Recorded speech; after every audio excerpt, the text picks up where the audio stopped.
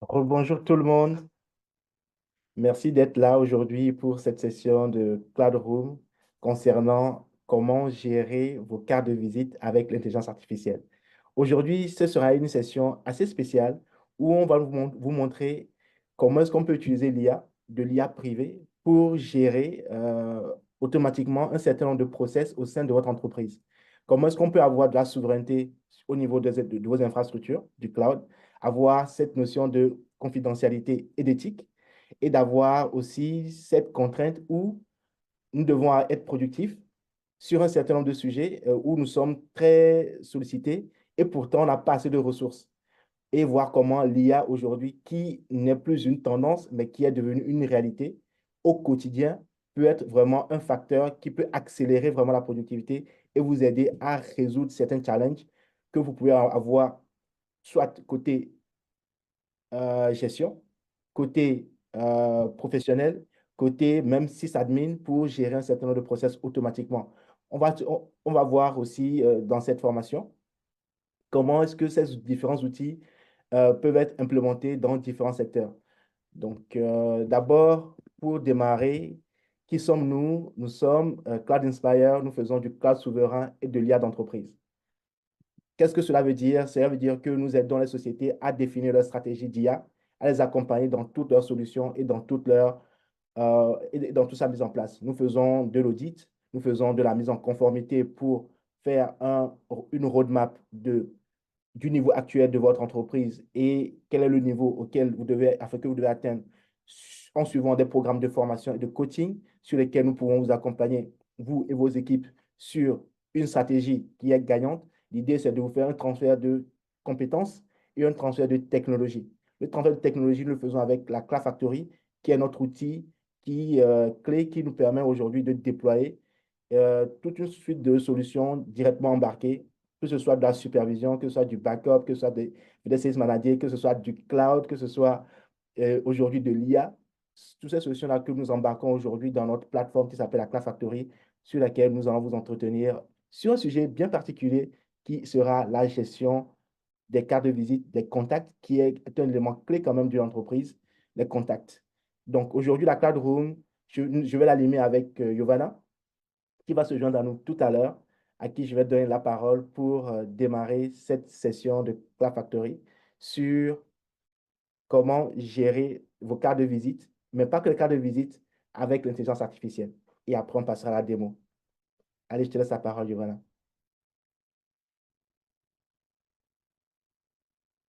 Bonjour tout le monde, merci Dani. Donc du coup, comme Dani a dit, on va parler aujourd'hui de comment on fait pour gérer nos cartes de visite avec l'IA. Petite question du coup pour commencer.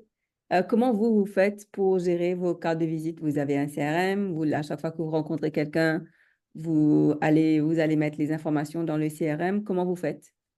Vous pouvez enlever les micros et nous dire, ah, on n'est que quelques, donc échanger un peu dessus. Ce serait intéressant de savoir comment vous faites. Bonjour Giovanna, bonjour Bonjour, Christian. Dani. Ah, c'est un plaisir de vous revoir parce que moi, la semaine dernière, j'étais touché, j'étais souffrant. Ah, j'espère que tu vas mieux. Dieu fait grâce, je me rétablis. J'essaie de suivre les pas de Dani, mais c'est difficile. Waouh, c'est difficile. Il dort pas, ce monsieur. Ok. Alors, pour revenir au point, c'est que moi, j'utilise deux outils. Le premier outil, c'est Outlook. Outlook, dans lequel j'essaie de gérer les contacts. Dès qu'on m'envoie un mail, j'ai essayé de faire de telle sorte que ça s'incruste à ma liste des contacts. Et Mhm. ensuite, il y a j'allais dire un prestataire qui nous a permis d'avoir les cartes électroniques. Le prestataire D'accord. s'appelle Prodcat, je ne sais pas si vous le connaissez. Non. Voilà, donc c'est via lui, on a, j'allais dire, les cartes digitaux qui, après un scan via un code QR, on a toutes les informations me concernant. C'est ce que moi j'ai à voir. Ouais, Merci D'ac- beaucoup. Mm. Merci. d'accord. Et Wisdom, Florian, vous nous partagez aussi?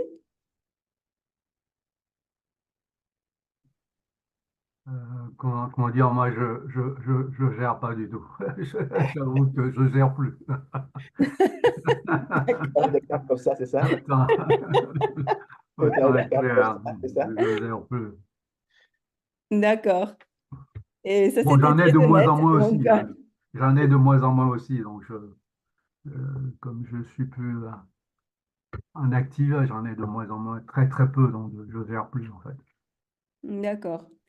Et Florian, je ne sais pas si Oui, Florian. bonjour. Oui, bonjour. J'avoue que moi, j'ai des cartes de visite physiques, mais Ouais. je l'utilise très rarement. Je l'utilise très rarement, oui. Donc, c'est D'accord, l'occasion d'apprendre s'il y a moyen d'utiliser l'IA pour avoir quelque chose de beaucoup plus professionnel. bien sûr. Ça va. D'accord. Mais c'est exactement le but au fait. Tout ce que vous dites là, je pense que c'est un peu le problème de tout le monde. C'est pour ça qu'on a pris ce sujet. C'est un petit sujet autour de l'IA, mais c'est un sujet qui nous concerne tous et un sujet où l'IA peut vraiment venir nous aider. Donc, c'est un peu la bête noire de tout le monde. Donc, on l'a vu, tout le monde a dit la même chose. Mais une carte de visite, c'est pas juste un bout de papier avec des informations dessus. Une carte de visite, c'est l'information que quelqu'un vous passe pour pouvoir vous contacter. Si ça peut être un prospect, un fournisseur, quelqu'un qui va parler de vous dans des médias. Donc, c'est des cartes de visite, c'est du potentiel pour une entreprise aujourd'hui. Et juste les mettre sur la table ou ne pas savoir quoi en faire, ben c'est ne pas exploiter le potentiel de toutes ces cartes de visite. Donc, c'est un grand sujet, donc on va aller plutôt en ordre. Donc, commençons par le début. Donc, du coup, les sources de toutes ces cartes de visite, on en récupère tout le temps et partout. Donc, sur des salons, on va sur un salon, on fait des échanges de cartes de visite, dans des réunions présentielles, dans les événements networking, des rencontres comme ça, on rencontre des gens un peu partout, fortuite, et puis on partage nos cartes de visite. Donc, ces cartes de visite que vous me dites aujourd'hui qui s'empilent quelque part. Et Dani, tu avances. Donc, et ces cartes de visite, nous en avons aujourd'hui de différents formats, de plus en plus innovants, comme Christian nous a dit. Lui, il a des cartes de visite électroniques.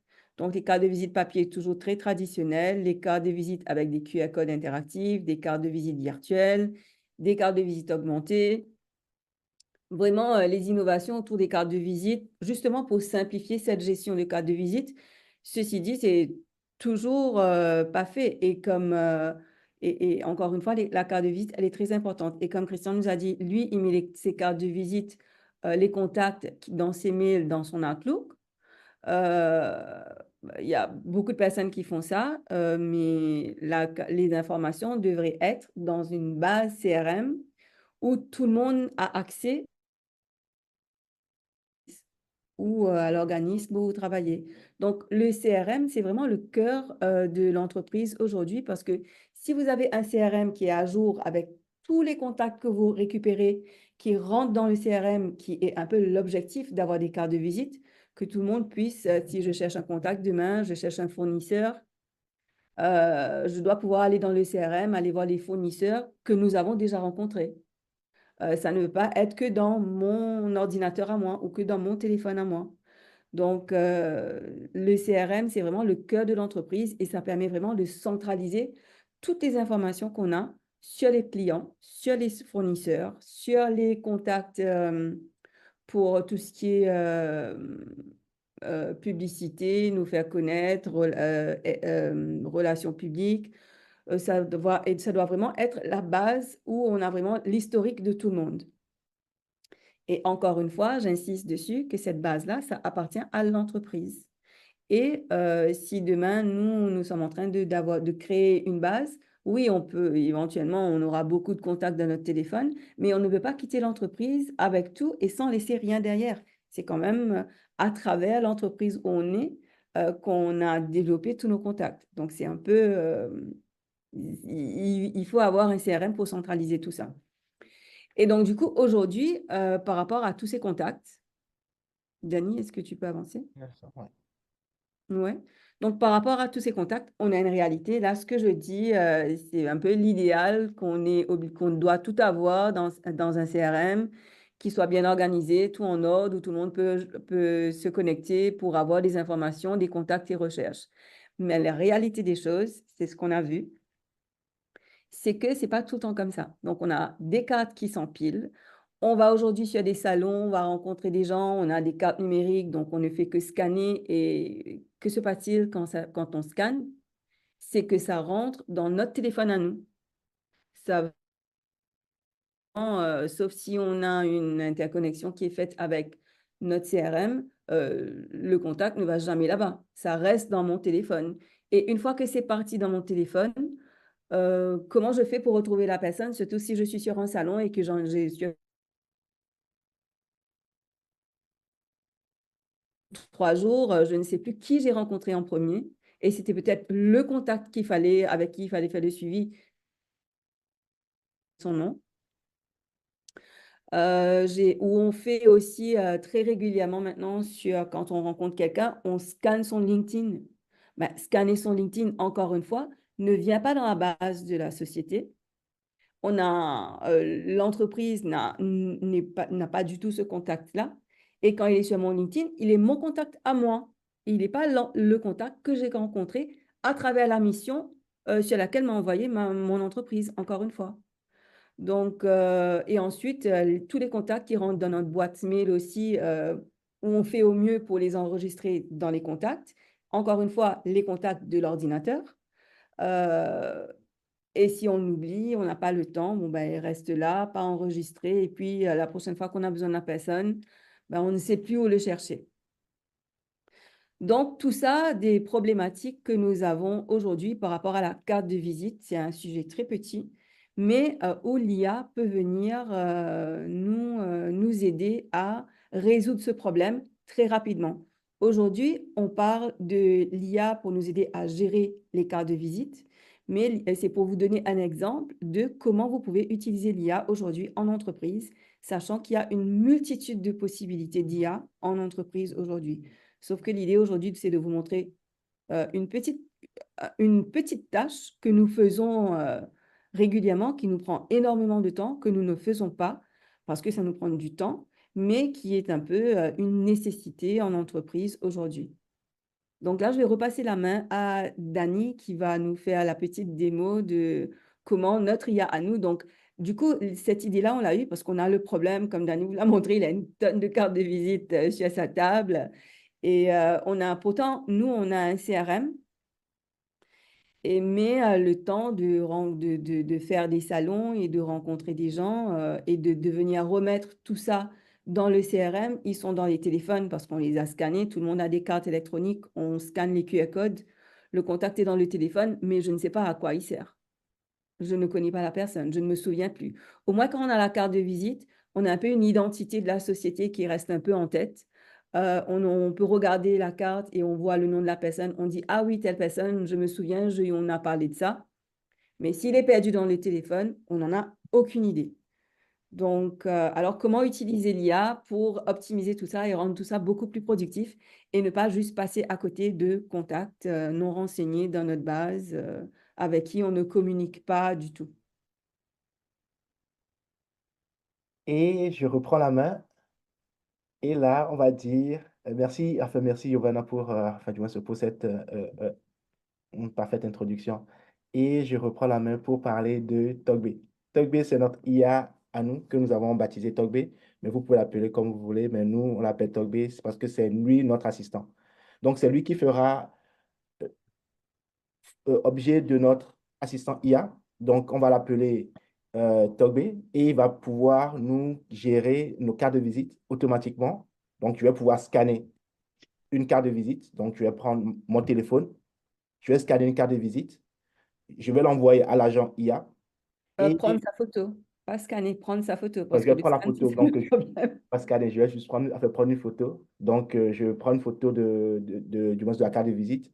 Et une fois que ça va chez l'agent IA, donc chez Togbé, lui, il va pouvoir lire cette photo, décrypter tout ce qui est écrit dessus, me sortir toutes les informations, le nom, le prénom, l'adresse, le nom de la société, l'adresse email, le numéro de téléphone, le contact LinkedIn, et toutes ces informations, comment dire, Facebook.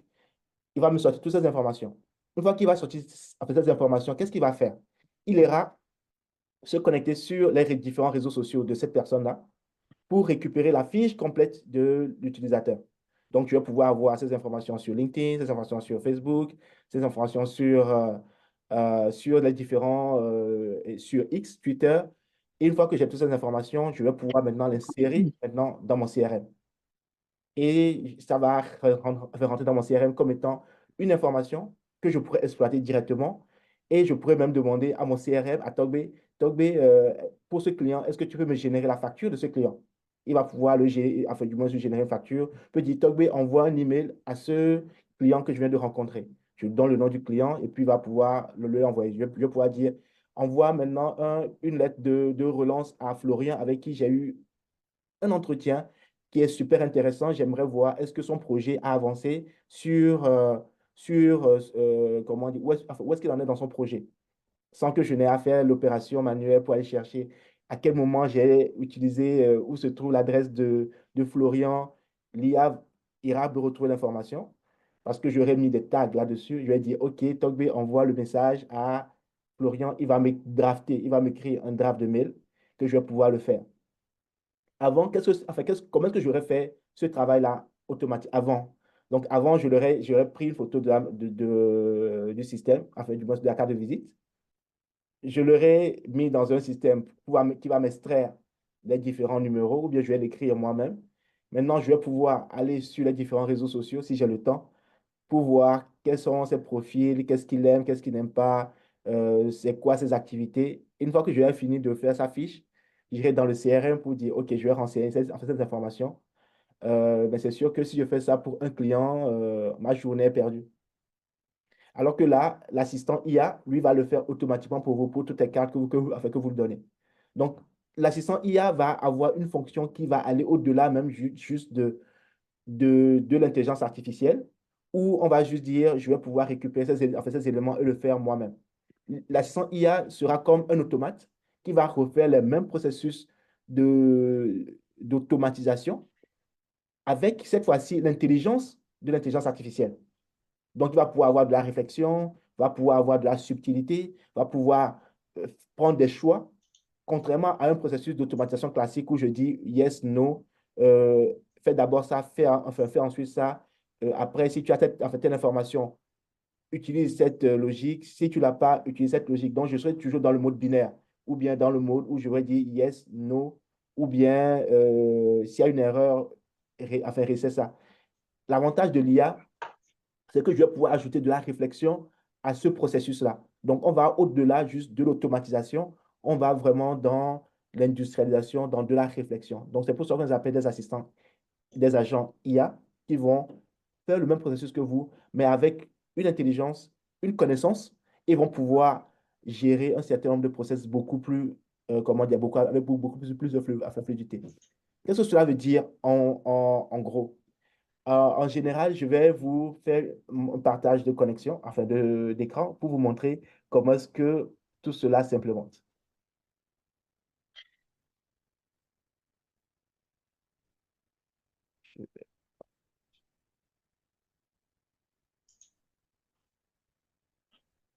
Est-ce que vous voyez toujours mon écran? Parfait pour moi. Oui, Merci. tout à Si fait. tu peux agrandir un peu encore pour nos yeux. Oui, si je vais agrandir. Donc voilà notre CRM. On utilise 20 CRM comme étant notre outil de CRM qui va centraliser nos contacts.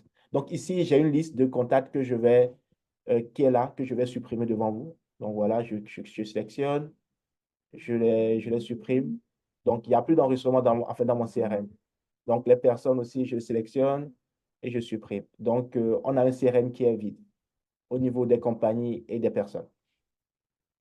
Maintenant, comment est-ce que je vais procéder? J'ai mis en place un automate qui s'appelle Togbe.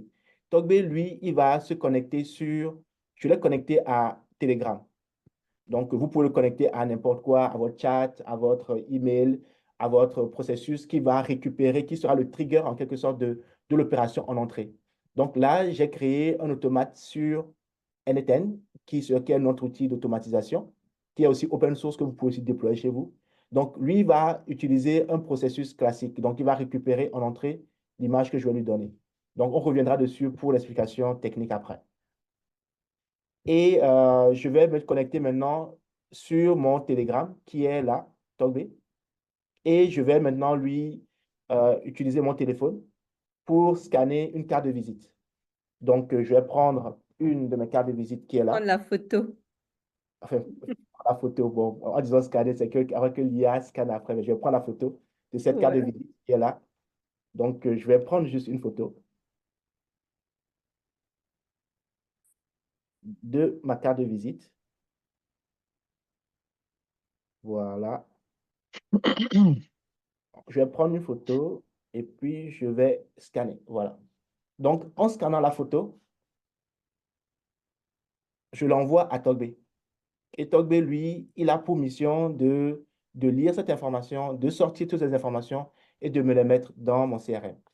On va voir s'il va réussir l'opération. Donc, on attend un peu, il analyse.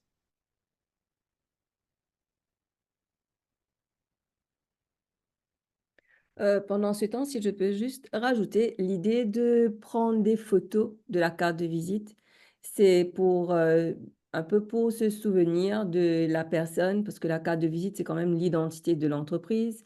C'est pour se rappeler de là où j'ai rencontré la personne, euh, me rappeler de l'entité de la société, et ça nous permet de se rappeler de la conversation que nous avons eue avec cette personne.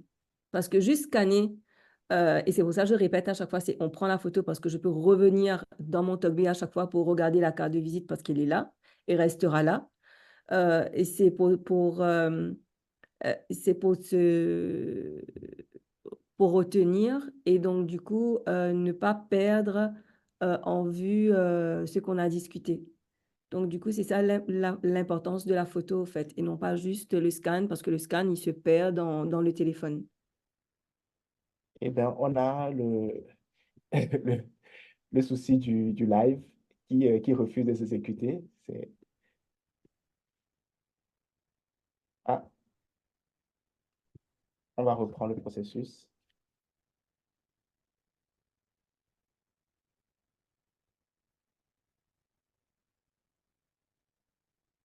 Voilà, OK, c'est bon. Là, il me dit que la carte de Dani a été sauvegardée. Ouf. Donc, du coup, je reviens sur mon CRM classique. Donc, je vais voir dans les compagnies, je vais réactualiser.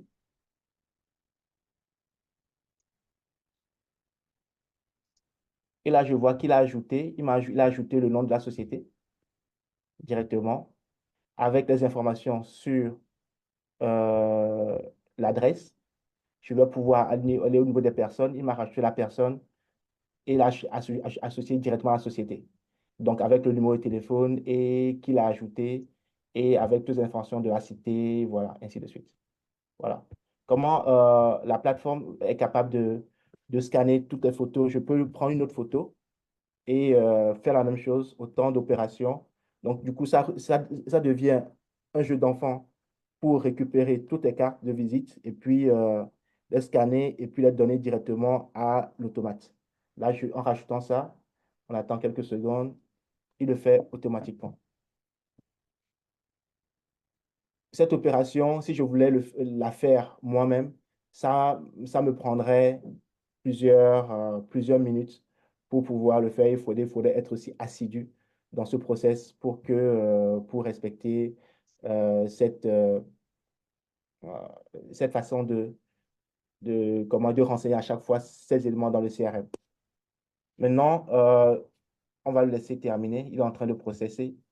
Une fois qu'il finit, il va l'ajouter automatiquement ici. Donc, voilà comment est-ce que je pourrais utiliser Togbé en utilisant un outil d'automatisation pour gérer automatiquement tout mon process de recherche d'informations, de collecte de données.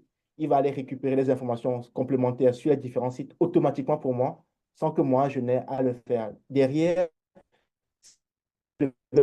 programmer cette opération, ça m'aurait pris plusieurs comment dire, plusieurs heures. Aujourd'hui, comment est-ce que je vais programmer cette opération? Je vais vous montrer, vous allez voir, c'est très simple.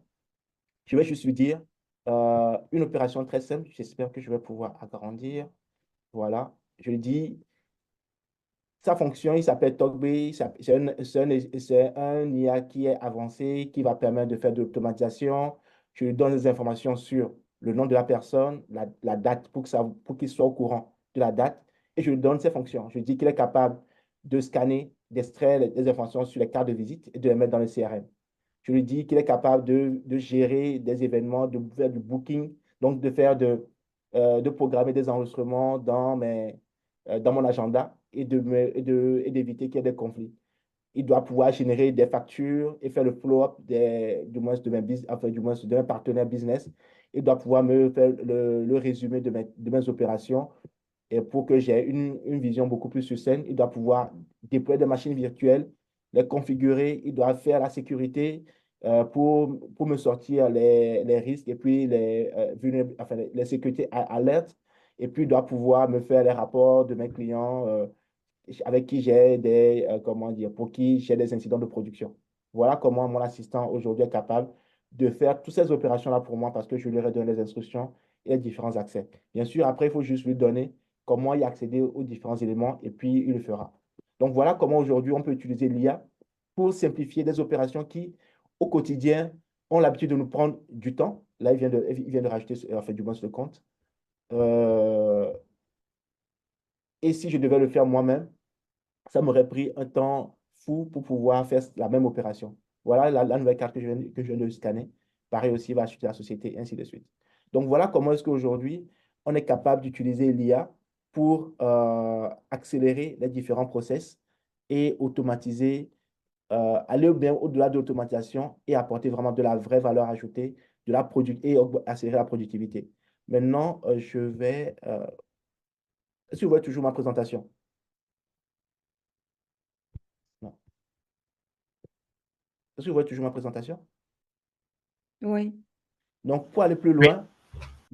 loin, je vais pouvoir créer une fiche complète de mon client, faire de l'enregistrement de ce contact-là. Je vais pouvoir créer tout son profil pour lui envoyer des messages, des emails personnalisés. Donc, et si pour une raison ou pour une autre, ce client change de poste et qu'il n'est plus sur, il a mis sur LinkedIn qu'il a changé de poste, qu'il a changé de société, moi, mon CRM va se mettre à jour automatiquement parce que je vais pouvoir aller le chercher, ces informations, et je me rends compte que, ah tiens, ce client-là n'est plus chez Cloud Inspire, mais il est chez IT 360. Donc là, mon CRM est vivant parce qu'il va pouvoir se mettre à jour en fonction du changement ou bien de l'évolution de mes prospects, de mes clients, euh, de mes fournisseurs et ainsi de suite. Donc, voilà comment est-ce qu'on peut aujourd'hui pousser ce système d'IA pour gérer mon CRM. L'un des aspects qui peut être aussi très intéressant, c'est la génération de leads qui est basée sur les profils. Les leads, c'est quoi? Ce sont des clients qui sont qualifiés que je pourrais aller démarcher lorsque j'ai envie de vendre ou bien de proposer mes services. Normalement, comment est-ce que je procède de façon classique? Je vais aller sur LinkedIn, je vais aller sur Facebook, je vais chercher les profils des personnes qui m'intéressent, je vais voir comment ce qu'ils font, je vais pouvoir leur écrire un email, mais ce email-là, il faudrait que ça soit personnalisé pour que ça soit pertinent et il va me répondre. Une fois qu'il m'a répondu, je vais pouvoir engager la conversation avec lui. C'est comme ça qu'on va chercher des leads à chaque fois pour euh, enrichir son catalogue comment dire, de contacts et pouvoir vendre ses produits et ses services. Alors qu'aujourd'hui, l'IA est capable d'aller chercher ces profils-là pour moi automatiquement, de les qualifier et de leur envoyer des emails qui sont personnalisés. Donc, j'envoie envoyé un email classique, on dirait que c'est moi, alors que c'est juste l'IA qui est parti chercher le profil, a vu dans ses posts ce qui l'intéresse et ce qui ne l'intéresse pas, va faire le résumé de tout cela et va me proposer le type de service qui est adapté à nos services que je peux lui proposer. Comme ça, je peux générer des leads à foison en utilisant l'IA pour faire en plus des messages personnalisés. Je peux même automatiser l'envoi des emails euh, pour m'introduire et que ce ne soit pas la même chose que je fasse du copier-coller, mais quelque chose qui sera beaucoup plus tendance en regardant le post de la personne pour dire, ah tiens, j'ai vu que vous avez posté ça, nous sommes sûrs, nous aussi nous faisons quelque chose qui ressemble à ceci, mais voici comment est-ce que nous le faisons. Est-ce que vous aimeriez en savoir plus? Ce sont des messages comme ça que vous pouvez envoyer, que l'IA est capable d'aller récupérer et de le faire pour vous. Mais si c'est vous qui devez le faire, imaginez le temps et l'énergie que vous devez investir pour pouvoir soutenir la cadence et pouvoir agrandir votre catalogue de clients. Donc voilà comment est-ce qu'on peut utiliser l'IA et même dans la partie relance des clients par rapport aux emails, aux factures, aux devis, aux éléments qui sont en attente, vous pouvez toujours étendre ces capacités-là et relancer au besoin vos clients automatiquement sur certains sujets. Donc, l'IA d'entreprise, il va pouvoir être utile sur la productivité, mais pas juste au côté clientèle. Enfin, pas juste côté business, mais il va être aussi côté service client. Donc, vous pouvez avoir un agent qui va répondre automatiquement aux messages pour gérer les demandes, les requêtes 24 heures sur 24 automatiquement. Donc, et avoir du moins ce système comme un chatbot ou bien un assistant vocal. Et lui, il ne dort jamais. Il est toujours là 24 heures sur 24. Donc, à quel moment de la journée, il est disponible pour fournir les bonnes informations avec le détail le plus, comment dire, le plus pointu, alors que vous pouvez aller dormir. Il va pouvoir générer des contenus qui sont ciblés lorsque vous allez pouvoir faire des démarches. Vous voulez générer des articles, vous voulez écrire des blogs, vous voulez envoyer, faire des newspapers. Il peut vous générer ce contenu-là. Au niveau du RH, il peut aider à gérer les CV, la quantité d'informations que vous avez. Il peut aussi voir par rapport au profil comment dire, des employés, quels sont les points, les faiblesses de l'équipe, sur quels sujets ils ne sont pas assez formés, comment est-ce qu'il faut les accompagner, quelle formation leur donner, est-ce qu'ils sont tous bons en automatisation, est-ce qu'ils sont tous bons en gestion de risque, est-ce qu'ils sont tous bons Bref, ça permet de faire des programmes de formation même ciblés, adaptés. Et si on a même besoin de faire du recrutement, on va pouvoir demander à l'IA de faire le tri, de sortir le meilleur profil qui match plus avec, comment dire, nos spécifications. Et on a parlé en fait, des leads, ça peut être un sujet très intéressant et il peut aussi générer des devis, des factures automatiquement pour vous. Comme on l'a vu, les informations rentrent dans le CRM et à partir du CRM, je peux tout générer. Ça, c'est côté productivité. Mais côté ingénieur, ceux qui ont la main dans le cambouis, eux aussi, ils ont un avantage à utiliser l'IA. L'IA peut les aider en matière de DevOps et d'ingénieurs.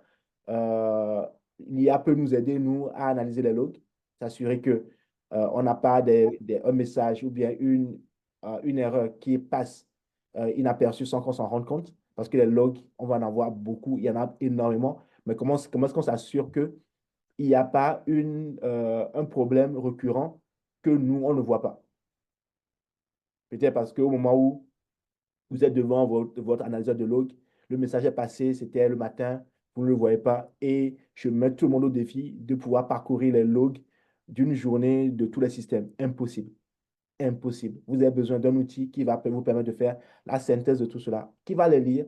Et s'il y a des points qui ne sont pas corrects, va pouvoir les ressortir pour dire, attention, nous avons remarqué qu'il y a une telle vulnérabilité à ce niveau qui apparaît souvent. Si vous ne faites rien, le danger peut être critique. Ça, c'est l'IA qui va m'aider à sortir cette information. Et on fera même une formation là-dessus.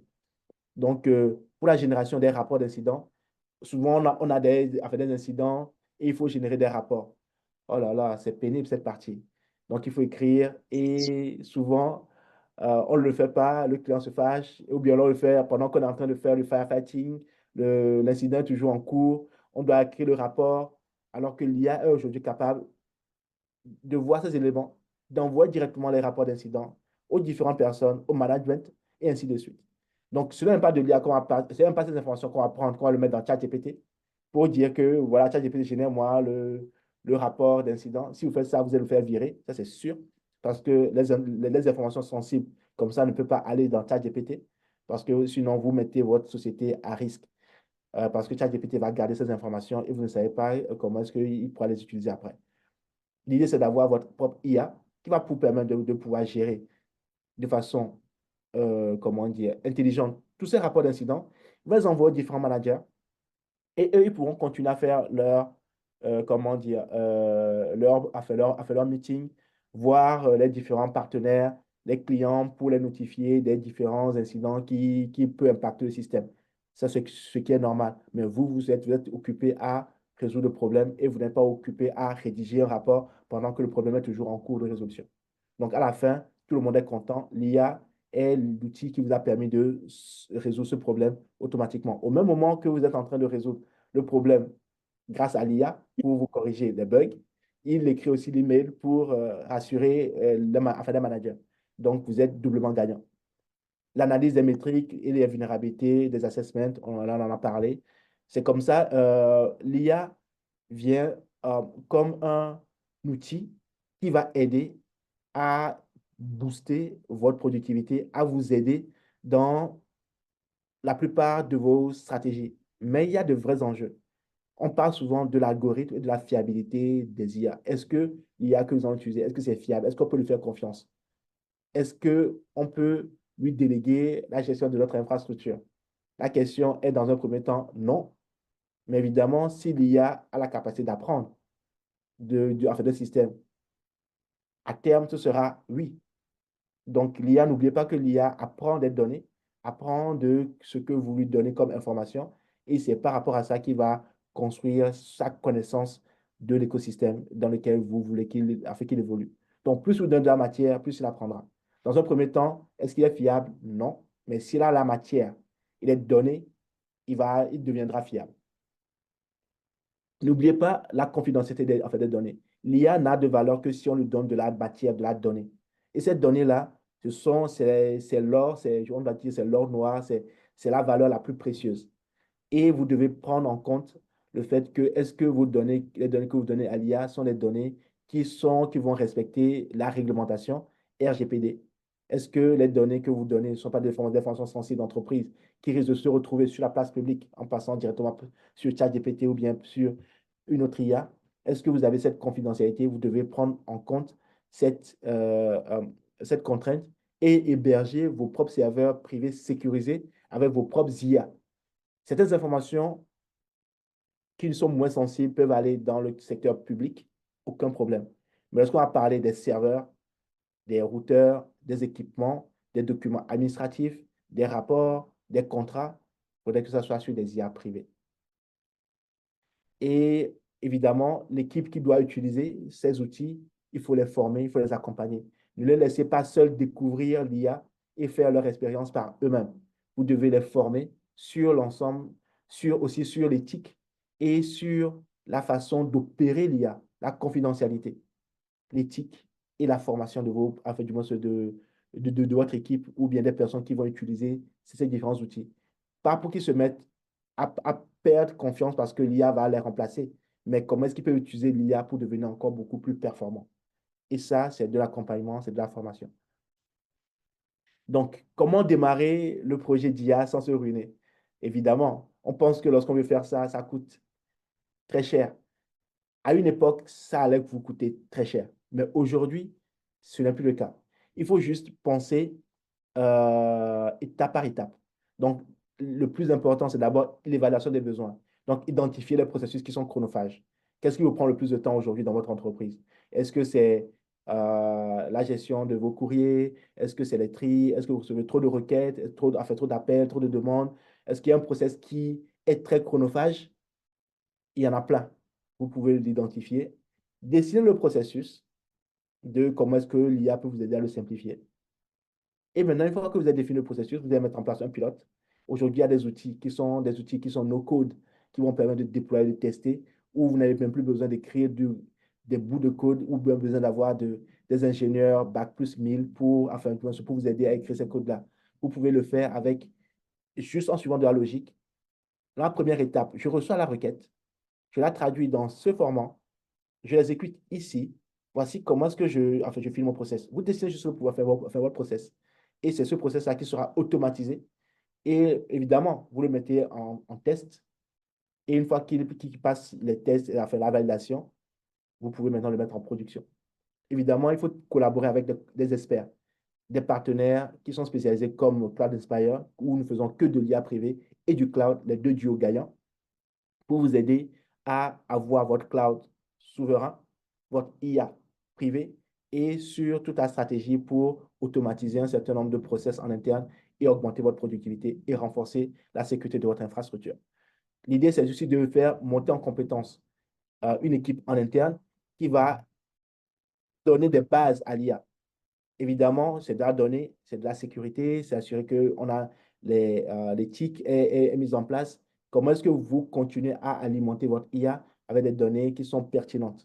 Et évidemment, vous allez commencer à avoir un retour investissement rapide parce que vous mesurez ce que vous êtes en train de faire, l'investissement qui est fait. Ce n'est pas un grand investissement pour dire qu'on va tous passer à l'IA, mais vous le faites étape par étape. Vous automatisez les process qui sont les plus chronophages, étape par étape. Et là, vous évaluez à chaque fois, histoire d'avoir une roadmap qui est claire, mesurable, qui vous permettra d'atteindre votre objectif. Donc, quels sont les points clés à retenir? Les points clés à retenir, c'est que l'intelligence artificielle est morte. Vive les agents IA. Les agents IA, c'est la nouvelle version d'IA qui va fonctionner comme un moteur, un assistant qui va automatiser un maximum de process. Donc, il ne sera pas juste comme un chat GPT, mais qui va fonctionner comme un robot, un assistant virtuel qui va faire plusieurs opérations à la chaîne, décider avec la connaissance de l'IA et pouvoir poster des actions, notamment écrire des blogs, envoyer des emails, recevoir des courriers, l'analyser, les classer, envoyer des factures, répondre à un client, vous gérez vos leads et vous apportez vraiment toutes ces chaînes de valeur-là automatiquement. Déployer une machine virtuelle, la reconfigurer si la machine n'est pas, comment dire, est à court de ressources et faire tout cela sans que vous n'ayez à écrire de grands bouts de code. Aujourd'hui, l'IA vient simplifier toute cette partie qui est hyper technique, où il faut confier seulement cette partie-là à des développeurs pendant 20 ans. Ils n'auront jamais fini. L'IA aujourd'hui vient simplifier tout cela en apportant juste les opérations classiques.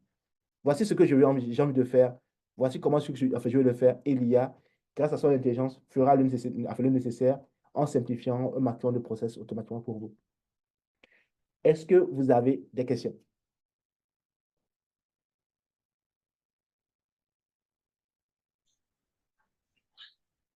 Bonjour Dani. Bonjour Abel. Voilà, bonjour à tous. Bon, j'ai pris un peu la session en retard, mais je pense, hein, j'ai pu comprendre l'essentiel du truc. Donc, d'où voilà, mes questions pour mieux fixer la connaissance qui a été partagée. Oui. Déjà, j'ai vu que pour la démo, Mhm. on est allé sur un message Telegram Oui. avec qui a été il y a un compte Tobé AI qui a été créé Oui. et c'est dans ce compte qu'on mettait les images Oui. des différents cas de visite. Donc, Oui. si je comprends bien dans le processus, il y a un agent à qui on a donné les différents, on va dire, accès à Telegram, qui Mhm. sait identifier le compte Tobé et qui Oui. sait que dans ce compte-là, tout ce qui va être mis comme photo, il faut l'analyser comme étant une carte de visite. C'est ça. OK. C'est ça. Maintenant, il peut Mais- l'analyser et puis par rapport à cette analyse, à savoir si c'est un cas de visite ou si c'est juste un document qu'il faut intégrer et ainsi de suite. Donc, il va aller beaucoup plus loin que ça. Wow. Donc, Wow. si c'est une facture que je lui mets, il saura que c'est une facture, ça, il faut le mettre dans mon outil de facturation. Si c'est un document, il saura que c'est un document, un rapport, il le mettra dans ma base de connaissances. Si c'est une photo, il saura que ça, c'est une photo. Est-ce que cette photo contient des informations d'une carte de visite? Si oui, alors c'est une carte de visite. Si ce n'est pas le cas, mais on aura l'occasion de faire ça dans la formation sur laquelle nous allons faire notamment tous ces outils, comment programmer notamment cette partie-là. L'idée, ça, c'est juste une démo parce on est à court de temps. Une démo, on ne va pas pouvoir tout explorer, mais ce serait un plaisir de vous faire une démo beaucoup plus longue comment dire, dans une seconde phase. Et pour ceux qui sont curieux de savoir comment est-ce que tout cela se programme, aujourd'hui, j'ai utilisé Telegram. Je peux aussi le connecter à WhatsApp, je peux le connecter à ma messagerie, je peux le connecter à tout trigger, au fait, à tout ce qui peut déclencher mon opération. Je suis capable de le faire. Ça peut être juste un fichier que je dépose dans un dossier partagé et puis l'opération est déclenchée. Ça peut être par API, ça se déclenche automatiquement. Ça peut être, je crée une entrée dans mon, comment ça s'appelle, dans mon CRM et il ira compléter l'information automatiquement pour moi. Donc, IA aujourd'hui, euh, les agents IA sont en train de révolutionner le monde de l'IA tel qu'on le connaissait. C'est-à-dire que les changements arrivent tellement rapidement qu'aujourd'hui, on est encore rentré dans une seconde évolution de l'intelligence artificielle où on parle maintenant de plus en plus d'agents IA. OK. Maintenant, cet agent IA, Oui. je vais dire, il est installé sur le téléphone portable pour permettre cette communication, hein. Non, parce que je vais l'utiliser avec l'API de Telegram, par exemple. Ah, OK. Là, je vais, par exemple, utiliser ça. Ça, c'était le bot que j'ai créé pour la cloud room. Donc, je vais créer, si tu vas sur Telegram, tu vas pouvoir créer un bot qui s'appelle BotFada. Donc, tu fais un slash ici, tu dis new bot. Et puis, Tu ne tu dis partages pas ton écran, Denis. ah, d'accord, ok. Je partage pas mon écran. Désolé. Un instant, donne-moi 2 secondes, je repartage. Share my screen. Est-ce que vous voyez mon écran ou pas? Oui, Voilà, là, je suis sur le bot qui gère les bots de Telegram qui s'appelle BotFada. Et là, je vais juste lui passer en entrée une commande qui s'appelle slash newbot. Il me dit, all right, a new bot. How are you doing? How are you doing to call it? Please choose a name for your bot. Donc, je peux l'appeler Toto Bot ou bien Togbe Classroom bot. Et il me dit, OK, maintenant que je lui donne un nom à ce bot-là. Donc, je vais l'appeler, mais ça doit se terminer par bot. Et puis, je l'appelle comme ça, en fait, bot. Et là, il m'a généré un nouveau bot avec un token qui sera là. Et grâce à ce token-là, je vais pouvoir maintenant le donner à mon outil d'automatisation pour dire que si on envoie un message euh, à ce bot, il va avoir une action qui va se déclencher. Cette action-là grâce à ce token, va envoyer le message au bot en question. Et donc maintenant, une fois que OK. le bot reçoit le message, il le récupère sur l'intelligence artificielle, l'IA ici. Je vais vous montrer qui est là, que j'ai programmé ici, que je peux vous montrer ici. Je vais faire C, je peux vous montrer quelque chose. Tobe démo. Donc, il le récupère ici, il l'envoie à l'intelligence artificielle IA qui va le connecter à Olama. Vous vous rappelez de Olama? On a fait ça la dernière C'est fois. ça. Et c'est lui qui va faire l'analyse de tout. Il va pouvoir faire des calculs, va pouvoir aller sur Internet et va pouvoir me retourner une réponse. Et cette réponse-là, ça peut être une réponse de OK, que puis-je faire pour toi? En lui donnant les différents éléments d'analyse, il va pouvoir analyser le message et le faire. Ici, voici le process qui est très simple, qu'on aura l'occasion de voir après. Comment est-ce que je vais automatiser un certain process pour dire, OK, voici ta chaîne de commandement, fais ça, fais ça, fais ça. Si oui, non, passe ici. Si l'enregistrement et le client existe déjà dans la base, mets-le à jour, récupère son ID. S'il n'existe pas, crée-le. À la fin, ajoute la société, mets à jour la société et après, tu renvoies le message au client pour dire que l'opération est terminée. Et voilà quoi, ça là, ce n'est qu'un exemple. Mais j'ai l'occasion de vous montrer le vrai Dog après. Voilà comment est-ce qu'on peut OK. utiliser l'intelligence artificielle pour automatiser juste des chaînes. Donc, comme vous l'avez vu, ce n'est que des chaînes, des process, au fait. Ce n'est que des process que nous automatisons. Ce qu'on a l'habitude de faire quotidiennement comme action, du genre, je reçois un courrier, et qu'est-ce que je fais? Je vais l'analyser, je vais copier les informations, je vais le renseigner. Cette opération-là, l'IA peut le faire automatiquement pour moi. L'agent IA peut le faire automatiquement pour moi. Si je reçois un courrier, comment est-ce que je vais l'analyser pour lire, ah tiens, ce courrier, c'est une facture. Je le mets dans l'outil facturation. Tiens, ce courrier, c'est juste une publicité. je le mets dans la publicité. Ce courrier, c'est juste une relance. Donc, je dois prendre une action. Allez, qu'est-ce que je fais? Donc, l'IA est capable de faire tout cela automatiquement pour vous, en fait. Ok. C'est là où ça Super. devient super, super intéressant. Merci, Daniel. Je t'en prie. Est-ce qu'on peut faire la même chose avec Signal? Oui, oui, bien sûr. Aujourd'hui, que ce soit avec du WhatsApp, du Signal, aujourd'hui, on fait OK, avec Telegram, vous pouvez faire la même chose avec Signal, d'accord, avec, avec tous les outils aujourd'hui, et même avec Siri, ou bien avec Alexa, vous pouvez, tout ce qui aujourd'hui a ce qu'on appelle un webhook ou bien une API, vous êtes capable de faire ça. d'accord, OK, parfait. Donc aujourd'hui, les sources d'entrée et les triggers sont, je vais dire, j'ai pas envie de dire infini, mais tout ce qui est aujourd'hui capable d'être appelé ou bien d'être exécuté peut être une source de déclencheur de votre IA. D'accord. Alors, Dani, moi j'ai deux questions, j'allais dire.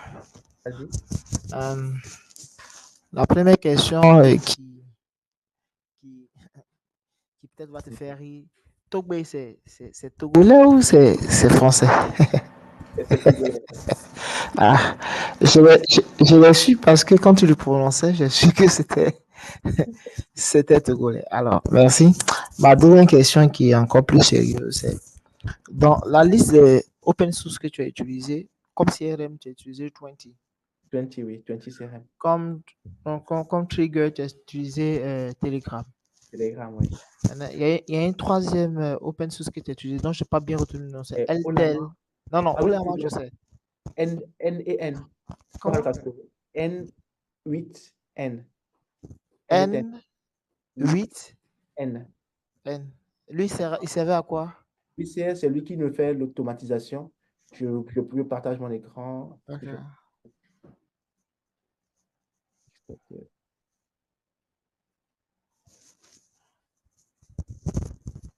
Est-ce que vous voyez mon écran ou pas? C'est petit pour moi. Ok, un instant. Ok. C'est lui, au fait. Ok. Lui, c'est à quoi?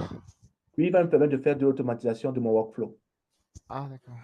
D'intégrer les IA de façon plus là-dessus. Ok. Dernière question c'est, bon, je ne sais pas si c'est payant ou bien si on bénéficie de ça. Comment est-ce que tu es allé depuis, j'allais dire, la conception du CRM, le choix du Tiger jusqu'à l'automatisation du workflow et même l'intégration de Olama pour, j'allais dire, remplir la base de connaissances de l'IA. Est-ce qu'on aurait un showroom pour ça ou c'est une formation spécifique qui sera, j'allais dire, liée à l'entreprise qui serait intéressée? Nous faisons les deux. Donc, nous allons lancer une formation en janvier pour ceux qui ont envie d'apprendre à connaître comment coder cet ensemble d'outils, votre propre IA. Donc, comment déployer tous ces outils-là et votre Olama, vos différents langages de modèle, enfin LLM, et après faire la création de de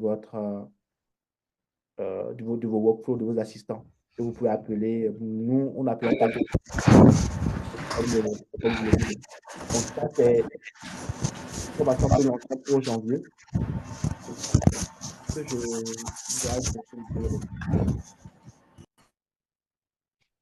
Donc, ça, c'est une première formation. Mais aussi pour les sociétés qui ont envie de démarrer rapidement leur stratégie IA, nous les accompagnons aussi dans cette stratégie, dans la mise en place de la réflexion pour automatiser les différents process et toujours avoir cette notion de souveraineté pour garantir quand même l'éthique et la confidentialité des données qui sont, enfin, du coup, qu'ils veulent utiliser. Merci beaucoup.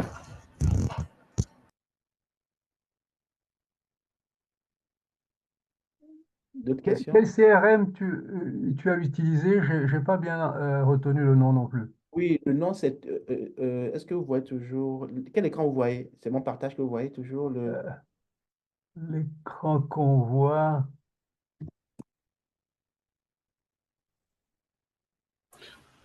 On a monsieur, une indication. Oh, là, vous voyez ça ou pas? Là, c'est l'outil que j'utilise. Est-ce que vous voyez mon écran? C'est sur lequel vous avez- Oui, c'est 20, hein, c'est ça? En fait, c'est un petit CRM. Mais après, il y a d'autres CRM aussi, hein, donc, mais nous utilisons 20 CRM. Parce que c'est lui qui répond vraiment le plus à nos besoins. Il est très dynamique. Vous pouvez ajouter des champs à la volée automatiquement. Donc, même si les champs n'ont pas été prévus à la base par l'éditeur, vous pouvez vous-même ajouter vos propres champs à l'intérieur pour étendre les possibilités de votre CRM. Par exemple, là, le CRM vient avec des informations classiques comme le nom, le prénom, le numéro de téléphone, l'adresse et puis le site web. Maintenant, si vous voulez établir, par exemple, la fiche complète du client en intégrant le profil LinkedIn, le profil Twitter, quelles sont les préférences de ce client en matière de post, qu'est-ce qu'il fait, où est-ce qu'il habite. Vous pouvez ajouter tous ces champs-là automatiquement, en fait. Et après, vous pouvez même faire des regroupements, créer d'autres champs, même qui ne sont pas prévus à la base, automatiquement. Je peux créer un champ qui n'était pas prévu, comme par exemple serveur, ou bien voilà, serveur qui n'est pas là, donc je vais pouvoir créer un nouveau serveur qui va me répertorier tous mes serveurs. Je vais pouvoir créer d'autres entités. Nous l'utilisons parce qu'il est très flexible et puis il est très scalable. Donc, c'est... Mais si pour exemple, des entreprises qui veulent avoir ce genre d'outil d'IA pour gérer les cartes de visite et les mettre directement dans le CRM, peu importe, si les CRM qu'ils utilisent ont un API, ça se fait. On ne va pas demander aux gens de changer de CRM, de passer à 20. Donc, non, non, l'IA s'intègre à d'autres CRM à travers des API, s'ils ont des API. c'est ça. Mhm. Donc, aujourd'hui, c'est open, n'importe quoi vers n'importe quoi, avec au milieu l'IA. D'autres questions? J'espère que la formation vous a plu et que vous avez appris beaucoup de choses. Ouais, Donc, et si je peux juste rajouter par rapport à la formation, le lien, il est déjà disponible sur notre site. Si ça vous intéresse, vous pouvez déjà y aller pour voir le contenu, télécharger tout le programme de ce qui va être enseigné dans cette formation-là. C'est une formation qui va durer, qui est sur 8 sessions de 3 heures, donc 24 heures de formation, mais intense pour vraiment que vous finissiez la formation et que vous pouvez repartir en entreprise et commencer à mettre en place des solutions qui va augmenter la productivité des différents départements au sein de la société où vous travaillez. ou bien que vous pouvez monétiser aussi. Vous devez voir. Aussi, vous allez avoir suffisamment de connaissances pour pouvoir développer.